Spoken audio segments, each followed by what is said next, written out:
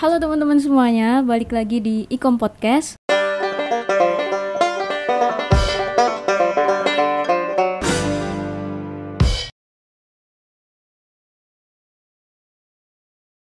Nah, di podcast kali ini kita bakal ngebahas tentang seputar film Tuyul yang kemarin beberapa minggu yang lalu mendapat penghargaan di Festival Film di Universitas Brunei Darussalam. Nah, di sini aku nggak sendirian aja, aku udah bersama dua orang hebat di balik kesuksesan film Tuyul ini. Boleh perkenalkan diri dulu, Kak? Oke, halo semuanya. Aku Ergia Marani Putri, di sini sebagai sutradara dari film Tuyul. Salam kenal. Halo semuanya, aku Azahra Sylvia Basri atau Ara. Saya di sini sebagai produser di film Tuyul. Oke, jadi di sini ada Kak Ara dan Kak Jo ya. Kak Jo sebagai produser dan sutradara dari film Tuyul. Ya, nah, tapi boleh perkenalan dulu nggak dari jurusan apa kakak-kakak ini? Oke, siapa dulu nih? Apa dulu? Oke, aku ilmu komunikasi pastinya dari angkatan 22. Oh, 2022. Iya. Kalau aku ilmu komunikasi broadcasting angkatan 2021. Oh, 2021. Iya, semester akhir, bener banget. Film Tuyul ini tuh karya dari salah satu BSO ilmu komunikasi ya? Dari Sinema Komunikasi. Betul. Nah, aku penasaran aja sih. Sebelumnya, kakak-kakak ini tuh emang udah suka di perfilman atau emang punya skill di pembuatan film atau gimana gitu? Kalau aku pribadi itu, ini aku agak cerita aja ya. Iya, boleh banget, Kak. Aku pribadi itu di SMA itu ikut dalam suatu organisasi namanya Seman Saban Film gitu. Dan cuma yang sangat disayangkannya itu Seman Saban Film ini tuh agak redup karena kebetulan COVID juga. Ada COVID. Cuma emang dari aku pribadi ada ketertarikannya tuh di videografi, bukan di bidang filmnya. Nah, saat itu yang aku rasa bisa menunjang kayak hobi aku dalam video itu di organisasi Seman Saban Film itu. Cuma karena redup, jadi aku kayak ya udah aku ngembangin cuma suka video-video aja itu edit sendiri. Dan pas aku masuk kuliah, ternyata dari jurusan terus juga dari prodi itu ada salah satu BSO yang mendukung. Jadi aku ikut dalam Sinema Komunikasi ini. Gitu. Oh, berarti kalau dari Kak Jo tuh emang dari SMA udah ada ketertarikan di videografi. Iya, betul. Bahkan mungkin aku salah satu alasan aku masuk Ilkom itu karena lihat dari kakak kelas yang beda universitas, tapi aku lihat di Ilkom itu ada pembuatan film. Aku tertarik ke situ dan ternyata emang di UM-nya pun ada dan ada konsentrasinya juga, dan kebetulan aku sekarang masuk di broadcasting juga sama gitu.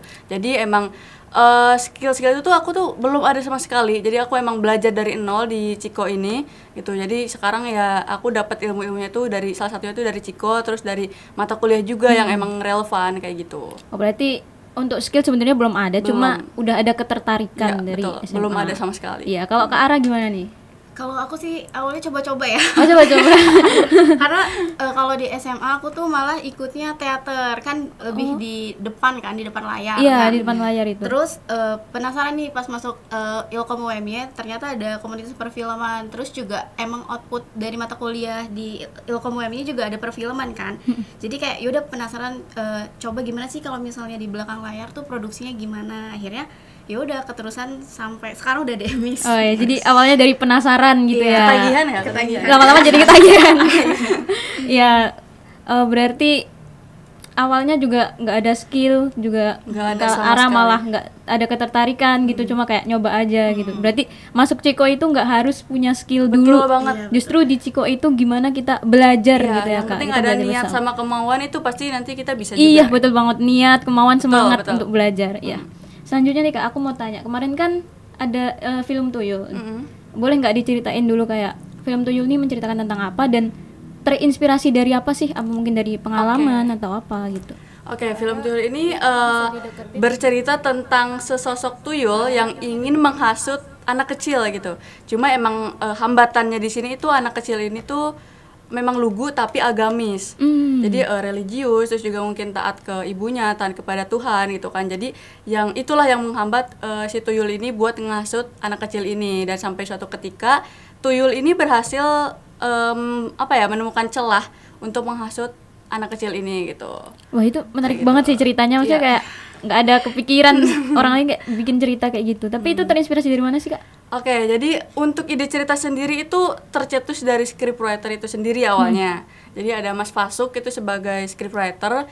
Cuma emang Tuyul yang sekarang itu adalah hasil development naskah yang udah berliku-liku banget lah pokoknya. Jadi emang nggak sama dari awal pencetusan ide itu. Jadi kita udah ada development juga, pengembangan dan otak-atik alur segala macem.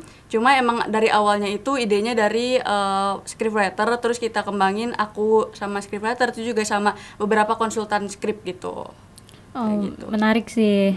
Nah, tadi kan udah bahas dari cerita dan inspirasinya, tapi nyangka nggak sih Kak kayak film itu tuh ternyata bisa sampai di Brunei Darussalam gitu, bahkan dapat penghargaan gitu. Pernah emang apakah dari awal pembuatan film itu emang ditujukan untuk festival itu atau ya udah kok tiba-tiba aja gitu? Kebetulan Coba aja deh gitu. Ibu produser gimana Ibu? Kalau misalnya di Ciko tuh setiap kita produksi emang outputnya kita bakalan distribusiin ke festival-festival. Oh. Jadi tahapannya setelah kita produksi kita tuh ada screening perdana. Kalau misal kita ada 2 produksi besar, produksi mandiri sama produksi bersama. Kalau produksi mandiri itu screening perdananya namanya Movie Culture. Kalau misalnya produksi bersama yang Tuyul ini namanya Movie Land. Jadi setelah di screeningin secara perdana di Movie Land itu, nanti sama divisi distribusi dan eksibisi di Ciko itu nanti akan disebarluaskan ke semua festival-festival yang ada yang menyelenggarakan sesuai dengan genre dan tema festival itu masuk atau enggak kayak gitu. Oh, berarti emang dari awal pembuatan film pun emang udah ditujukan untuk didistribusikan ke festival-festival Ya, film betul. gitu ya. Jadi emang tujuan kita itu festival, nggak yang upload di YouTube kah atau platform-platform lain kayak gitu.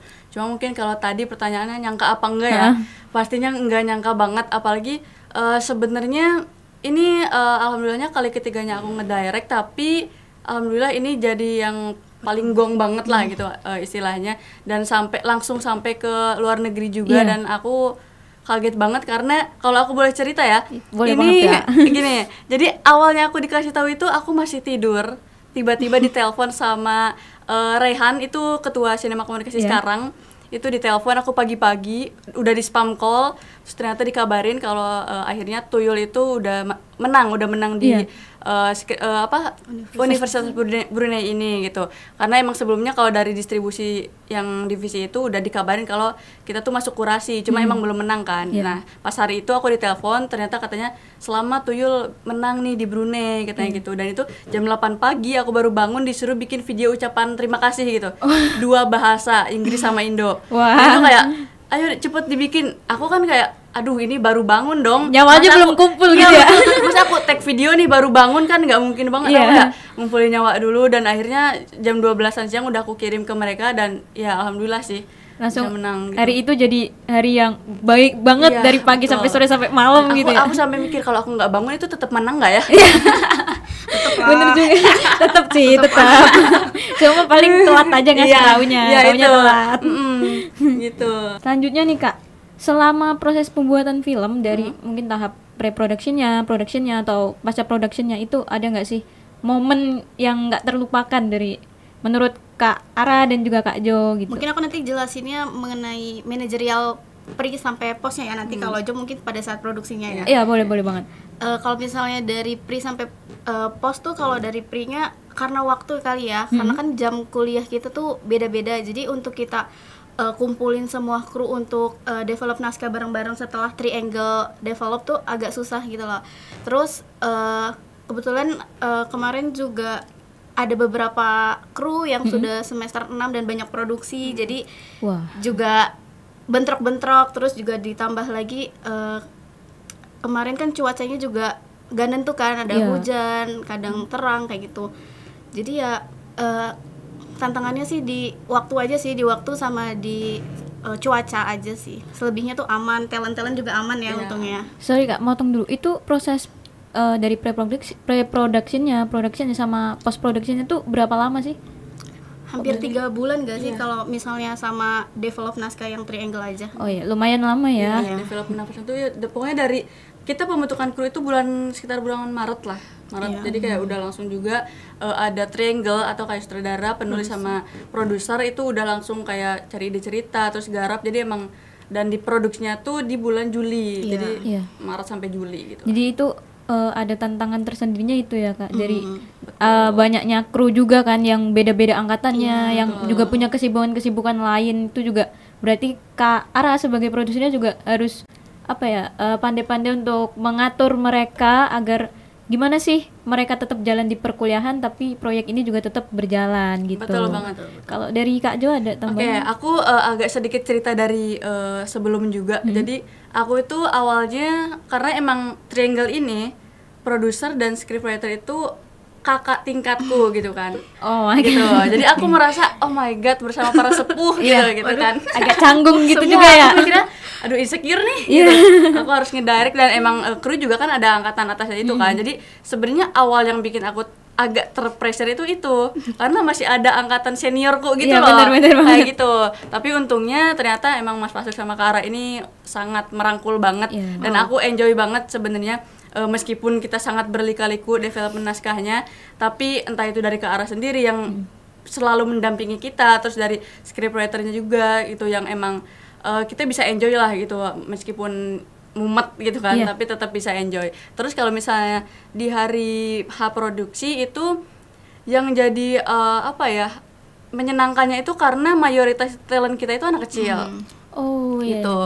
Oh ya FYI, jadi dari 4 anak kecil itu 3 anak kecil itu cuma warga lokal biasa gitu. Kebetulan kita syuting belakang WM juga gitu. Jadi emang masih sekitaran di situ dan cuma 1 anak kecil yaitu pemeran utamanya Alif itu emang talent asli atau dari agensi gitu. Jadi 3 orang sisanya itu teman-teman itu benar-benar pure kita ambil dari lokasi gitu. Jadi mereka nggak punya skill acting sama sekali nih gitu. Kayak gitu. Makanya aku sebelum kan ada reading ya. Ada reading untuk belajar naskah ya intinya. Kayak gitu. Aku sama talent koordinator itu ngajak mereka ke coffee shop biar mereka tuh ngerasa ini ada profesionalitasnya gitu loh. Kalau misalnya cuma ngajak di tempat mereka, takutnya mereka terlalu main-main gitu kan. Jadi kita agak melipir nih ke coffee shop biar kayak beneran lah kayak gitu. Sekalian ngerayu ya. Iya benar. Ngerayu. Ya udah jajan dulu nggak apa-apa, jajan dulu. Kita dipalakin nggak apa-apa kok, nggak apa-apa. Tapi yang penting nurut gitu kan. Terus ya udah mereka tantrum sih. Mereka tantrum banget dan di sekitaran situ tuh sebenarnya mereka tuh punya circle gitu. Jadi kayak banyak banget temen-temennya yang ngikut ke cafe itu. Oh my god. Gitu. Jadi kayak kita udah di dalam nih, mereka sama temen-temennya tuh sepedaan terus kayak dada dari luar dan pengen masuk. Terus aku bilang, "Jangan, kita mau belajar dulu di sini." gitu kan. Emang agak sedikit aku tegesin sedikit karena aku pengen mereka tuh belajar di situ ini tuh serius gitu. Aku nggak mau yang terlalu main-main tapi kita tetap bisa main-main tapi ada waktunya gitu kan. Gitu. Terus alhamdulillahnya emang dari telco atau talent koordinator kita sendiri pun sangat membantu dan sangat merangkul anak-anaknya juga gitu loh. Jadi aku sangat terbantu juga kayak gitu. Nah terus di hari H yang jadi challengingnya itu mood dari anak-anak ini. Ya bener banget sih, apalagi itu anak-anak kecil yang otomatis mereka belum pernah ya jadi kayak gini. Dan sebenarnya itu ini tuh kali kedua aku ngedirect anak kecil, cuma yang sebelumnya itu emang udah dari talent yang beneran juga kan, dan 1 orang doang. Di sini aku ngedirect 4 orang dan ada 2 ekstras juga sebenarnya buat yang cuma ya pura-pura jajan gitu loh. Aku ngedirect itu juga dan untungnya emang dari Kak Amel Asrada 2 juga emang sangat membantu banget. Terus dari kru yang lain juga emang nge-backup dan ngebantu aku dalam peradeganan itu. Jadi kayak aku kayaknya emosiku bisa meledak gitu kalau misalnya sendirian. Bener banget sih. Karena itu apalagi kita tuh ada set warung. Jadi mereka itu di suatu lapangan gitulah ceritanya. Terus belakangnya ada warung dan warung itu jajanan doang dong pastinya. Mereka itu hampir kayak mau ngabisin jajanan itu sendiri, tapi ya udah dibilang kayak kita take dulu nanti bolehlah dikasih jajanan apa gitu kan. Nanti boleh ngambil ini. Terus yang emang jadi challenge yang tadi mood itu tadi karena kan kita itu harus tetap dari dialog kita harus ambil, terus juga dari peradeganan yang belum cocok kita harus ada retake. Dan mereka belum bisa kayak gitu, belum bisa yang selalu bersedia retake kayak gitu kan.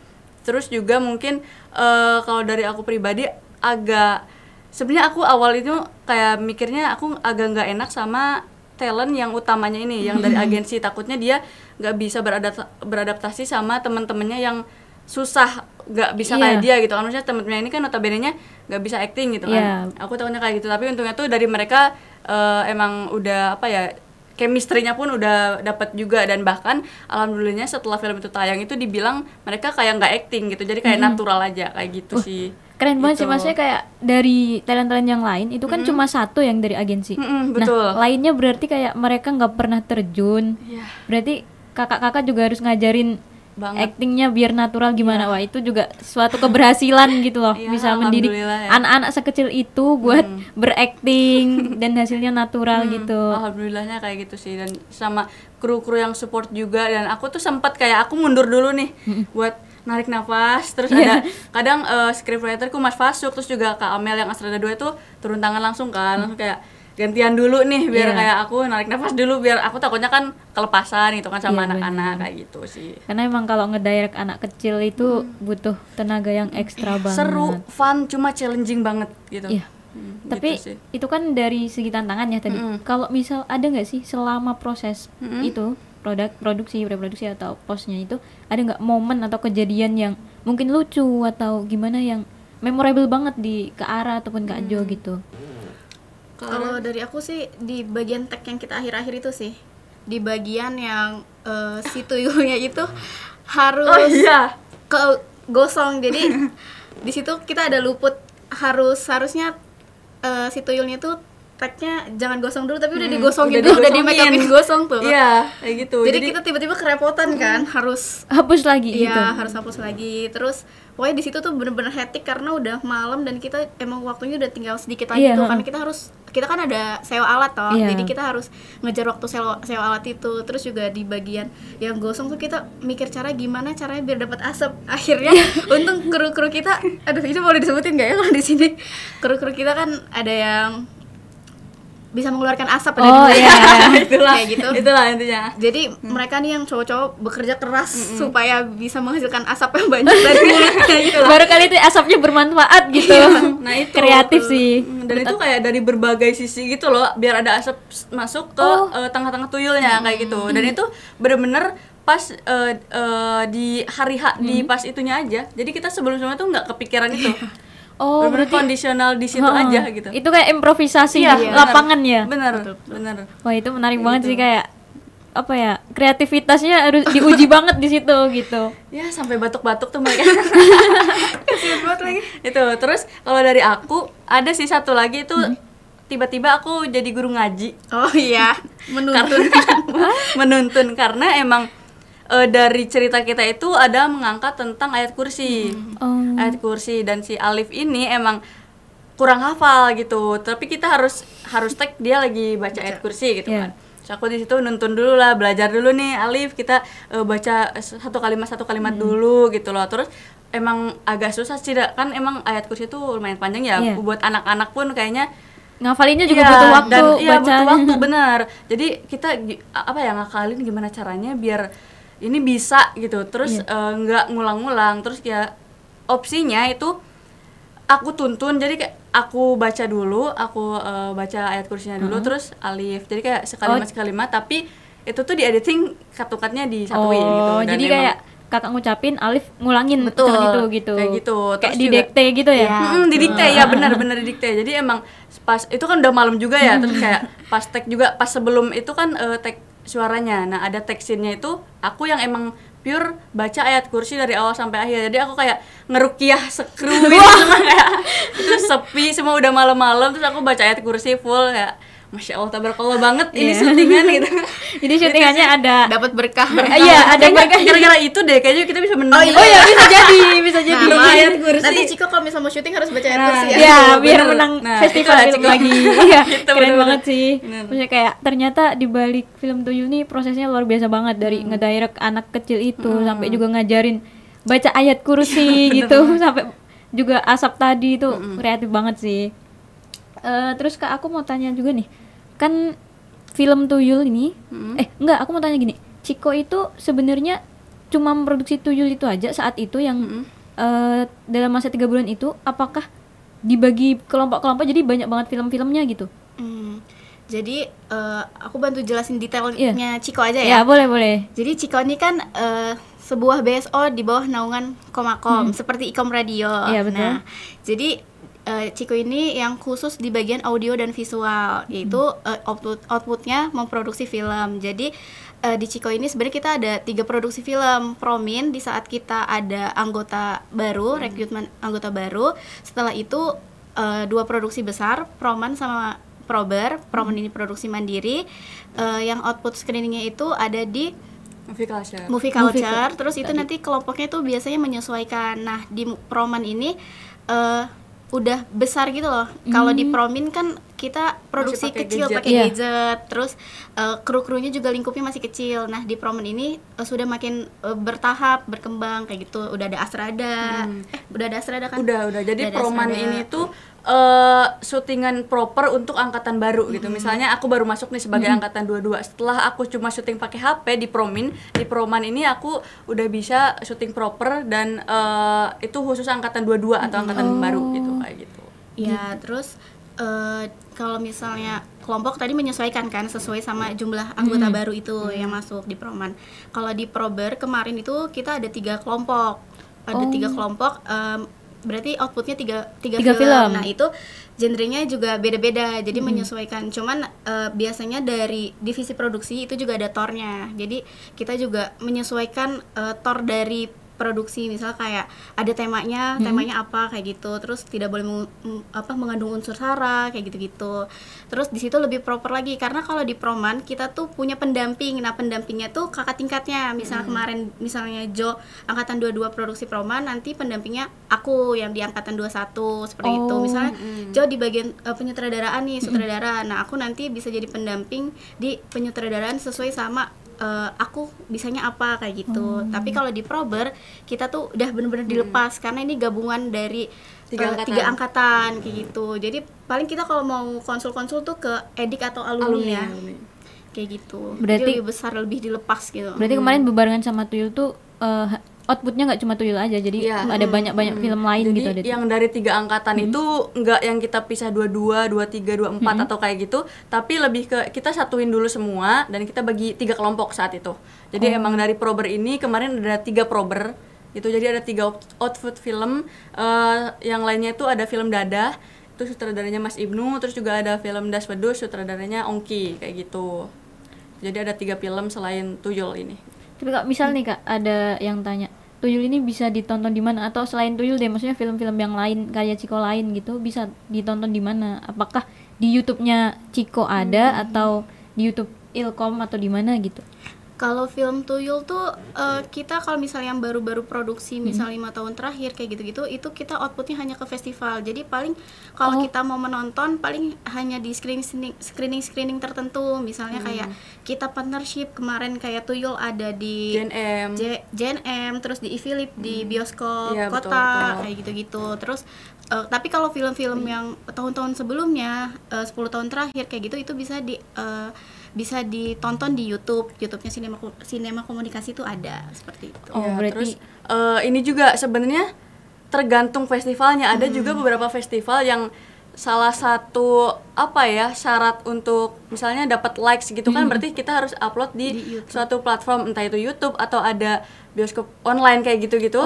Itu tuh tapi tetap dalam masa kurasinya doang gitu. Jadi kurang lebih semisal 1 bulan atau 2 minggu doang. Dan kemarin pun Tuyul yang di Universitas Brunei Darussalam ini tuh sempat di-upload di YouTube-nya mereka karena untuk mencari likes terus juga viewers kayak gitu kan. Nah, itu cuma kurang lebih 2 minggu, aku lupa kayaknya 2 minggu.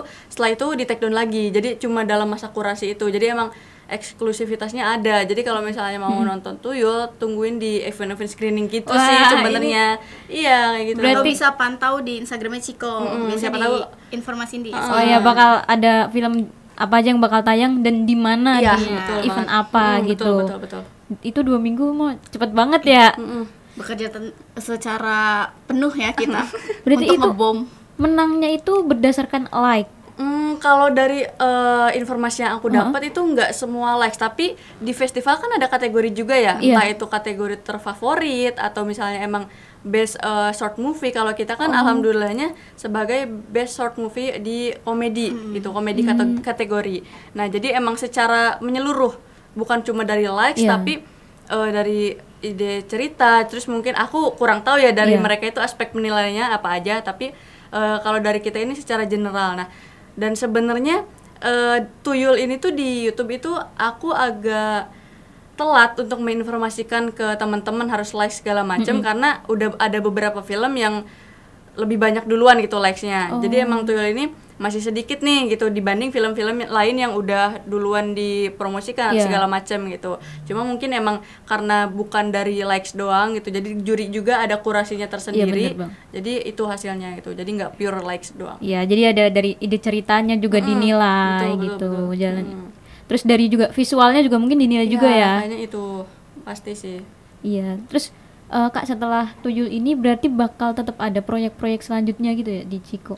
Pasti kan? Pasti ada, dan itu sangat ya pasti berkelanjutan. Cuma mungkin untuk produksi besar ini bisa dibilang buat kita ini setahun sekali gitu. Jadi kalau sekarang di Ciko ini lagi proses untuk proman produksi mandiri itu tadi yang angkatan baru, angkatan 24 berarti. Angkatan 24. Nah, jadi nah sekarang kan kalau Kak Ara nih sudah demis ya. Sudah demis gitu. Nah, sekarang aku juga masih megang juga. Jadi aku sebagai angkatan 22, terus juga angkatan 23 itu tuh mendampingi angkatan 24 ini untuk syutingnya nanti gitu di proman. Jadi untuk sekarang yang produksi paling dekat itu proman. Nah, untuk nanti di prober itu ya mungkin timelinenya kurang lebih sama ya, sekitar bulan Juli produksinya mungkin. Nah, itu juga nanti kita kolaborasi dari 3 angkatan itu. Jadi sekarang bagian angkatan 24, 23 sama 22 kayak gitu. Wah, jadi bakal banyak banget film-film yang terus diproduksi oleh Ciko. Setiap tahunnya insya Allah pasti ada sih kayak gitu. Iya. Dan aku juga excited banget sih kalau misal Ciko ngeluarin film gitu, karena itu nggak selalu tayang di YouTube atau apa. Jadi kayak eksklusif gitu kan. Iya, jadi harus cari momentumnya itu. Jadi cuma tayang di event-event tertentu, dan di event-event itu pun cuma beberapa film aja, nggak selalu. Misal ini diproduksi, nggak mesti juga dalam waktu dekat itu ditayangkan gitu kan. Jadi ya excited banget lah buat nungguin film-film dari Ciko gitu. Kamu kan angkatan 24 ya? Iya, benar. Nah, berarti nanti tontonlah tuh teman-teman angkatan 24 juga kan itu. Iya. Banyak banget hasil karya mereka gitu kan, nanti di movie culture itu pasti ada. Movie culture. Iya. Biasanya itu di bulan berapa, Kak? Kurang lebih Februari sih, karena emang kita juga ngejar proker-proker yang lain. Ngejar gitu. Puasa juga. Yang ngejar puasa, apalagi sekarang puasanya itu emang cepet banget kan, termasuk maju kan. Jadi emang kayaknya Februari sih, tapi untuk detailnya mungkin nanti ya dari divisi event itu sendiri yang mempersiapkan gitu. Wah, keren banget ya, teman-teman tungguin terus event-event dari sinema komunikasi. Harus datang pokoknya, karena itu eksklusivitas film-filmnya tuh ada di movie culture dan movie lain itu nanti gitu. Nah, Kak, ada nggak sih tips atau saran ya buat teman-teman yang juga lagi mau ngebuat film biar filmnya juga bisa berhasil go internasional, kayak film karya Kak Ara, Kak Jo dan teman-temannya gitu. Oke. Siapa dulu nih? Aku dulu deh. Tapi sebenarnya aku nggak bisa ngasih tips banget karena aku belum ngerasa aku tuh udah gimana ya. Aku juga kan di sini masih kayak baru langkah awal aku juga kan. Tapi mungkin ini dari sepengalamanku atau sepengetahuanku aja. Jadi kalau dari aku pribadi ini, kalau tips untuk bisa go internasional itu mungkin salah satunya itu tadi kan udah disinggung ke arah juga, entah itu sebelum produksi itu kita udah nyari nih target pasar kita tuh kemana sih sebenarnya, festival apa. Mungkin juga sebenarnya bisa misalnya dari festivalnya KPK itu kan tentang korupsi, berarti kita udah ngerencanain produksi kita ini tentang korupsi itu yang emang nggak jauh-jauh dari korupsi, itu kan langsung masuk ke KPK. Atau enggak ya secara general misalnya tentang budaya gitu, jadi kita udah tahu nih target pasar kita kemana, target festival kita apa gitu, jadi itu buat bisa nanti kita submit. Atau emang semisal kita produksinya itu tanpa tema atau belum ada tema sama sekali, mungkin dari divisi, kalau kita kan ada divisi distribusinya itu sendiri ya, itu bisa mencari festival yang emang berkorelasi gitu. Atau kalau misalnya di luar negeri ini kan sebenarnya mungkin banyak, tapi takutnya itu ada orang-orang yang emang nggak mencari gitu. Dan kerennya divisi distribusi di Ciko ini gitu, mereka emang sangat mencari dan mengulik gitu. Makanya mungkin setiap ada festival itu dicoba kira-kira masuk, meskipun misalnya nanti nggak lolos kurasi atau apa, tapi kita coba dulu. Kita coba terus apalagi kalau semisal ternyata tema festival ini tuh cocok nih sama beberapa film Ciko ini misalnya. Jadi kita submit misalnya 5 film Ciko yang berkorelasi ke festival itu. Terus nanti soal kurasi dan segala macam itu kan urusan nanti ya, tapi kita kan udah mencoba kayak gitu sih kalau dari aku gitu. Kalau dari Kara? Kalau dari aku tadi kan sudah disinggung mengenai target pasar kan. Yang pertama itu. Terus selain dari target pasar sih dari diri kita sendiri. Kalau misalnya kita udah bisa nentuin target pasar tapi kita ngerjainnya gak sepenuh hati, hasilnya juga gimana ya. Jadi gak bisa buat masuk ke pasar-pasar kayak gitu. Jadi dari kita sendiri.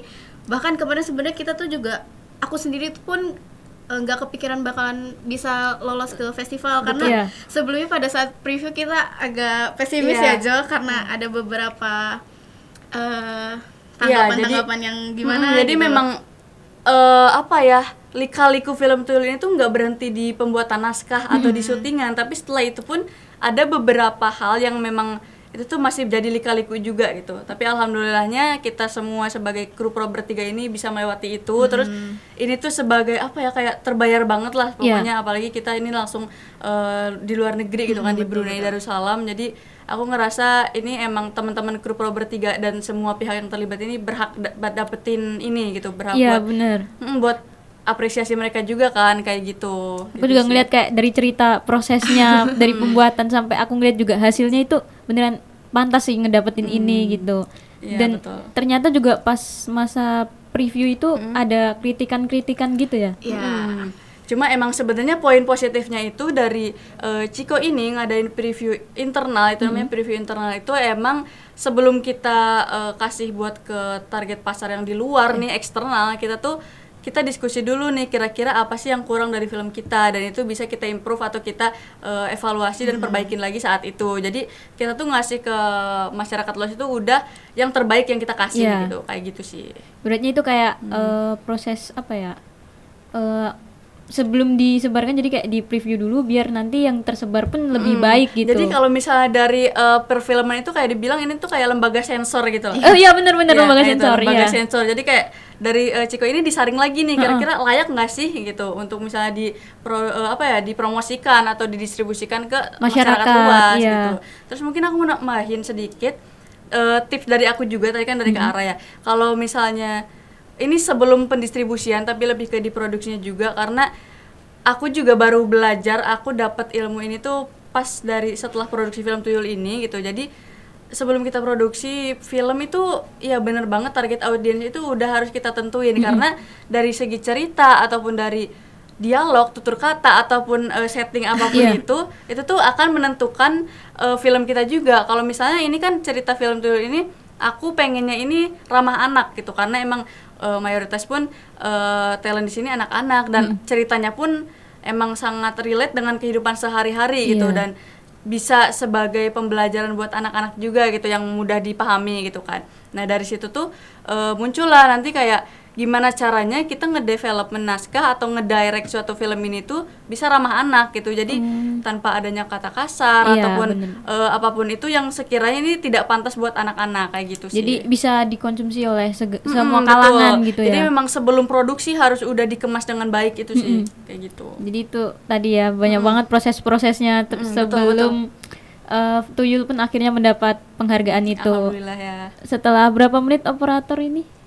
Udah 30 menit. Udah 30 menit kita berbagi informasi, sharing ya, yang tentunya bermanfaat banget buat aku dan juga teman-teman mungkin yang nonton gitu. Banyak banget informasi yang aku dapetin, banyak banget insight-insight baru yang aku dapetin juga. Apalagi aku juga nanti di semester 3 bakalan berkecimpung di sinematografi. Itu pasti bakalan bermanfaat banget ilmu-ilmu dari pokoknya itu. syutingan itu seru banget. Ya seru banget dan capek banget nggak kan? Capek, nah justru itu nggak boleh kapok ya. Ya capeknya ini bakal terbayar nanti dari hasilnya itu benar-benar wah terbayarkan banget ini sih. Iya apalagi sampai menang itu, menang festival wah itu terbayar banget gitu. Usahakanlah itu kalau bisa itu. Tapi ada nggak kata-kata sebelum podcast ini ditutup, ada nggak kata-kata hari ini? Iya kata-kata hari ini. Aku tidak pandai berkata-kata, apa ya? Jangan lupa join Sinema Komunikasi. Boleh banget. Ciko sama Ikom bisa lah ini, jadi kalian bisa nyambi juga masuk Ciko, masuk Ikom tuh semuanya. Aku mungkin nyampeinnya based on cerita tuyul kali ya. Iya, Jadi boleh, kayak boleh. ada pesan dari Pesan cerita moral, tuyul, ya, gitu. iya, boleh banget. Ini sih mungkin secara nggak langsung cerita tuyul ini menyampaikan kalau keimanan seseorang itu berdasarkan dirinya sendiri gitu. Kayak gitu. Masya Jadi Allah, Taman. meskipun meskipun ini ya ini serius dulu ya. serius dulu. Oke. Siap. Oke, siap Kak.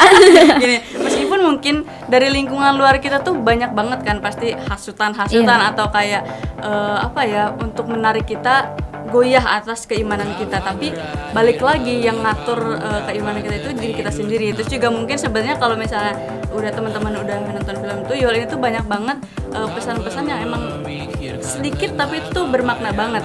Ada salah satunya tuh nyinggung terkait peran orang tua di sini terhadap anak. Jadi peran orang tua terhadap keimanan anak-anak ini dari usia dini gitu kan emang udah dibentuk. Terus juga dari jangan mencuri, terus juga mungkin dari kejujuran itu juga penting sih. Makanya tadi aku bilang film-film ini bisa untuk ramah anak kayak gitu sih. Ya, wah, ternyata film Tuyul ini juga moral value-nya bermanfaat banget buat gitu. penontonnya. Masya Allah Masya banget. Allah ya. Ya mungkin teman-teman itu tadi dari pembahasan kita ya. Semoga bermanfaat. Oke, amin. Aku Mei Siobi main skuter yang pengen jadi digital marketer pamit undur diri, dan Aku Ara. Aku Ergia aka Jo. Wah. kami pamit undur diri, dan saksikan terus podcast Ikom di YouTube Ikom Radio. Bye bye. Bye bye. Terima kasih.